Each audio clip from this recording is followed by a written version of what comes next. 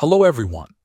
In this video, I will show you how to fix Instagram ads that are not delivering or not working properly.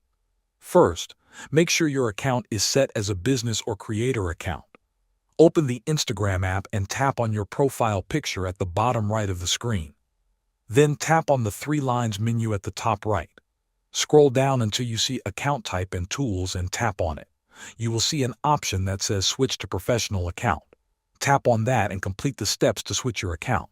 Next, check your account status. Go back into the Settings menu and scroll down until you find Account Status. Tap on it. Here you will see if there are any restrictions on your account. If your account has any issues, your ads may not run. Now go back again and tap on Help. After that, select Reports and Violations. This section will show if your account has any violations. If there are problems listed here, you will need to resolve them before your ads can start delivering again. If you do not see any violations but your ads are still not working, go back and tap on Report a Technical Problem. Choose the option to continue without including logs. After that, clearly describe the issue you are facing with your ads.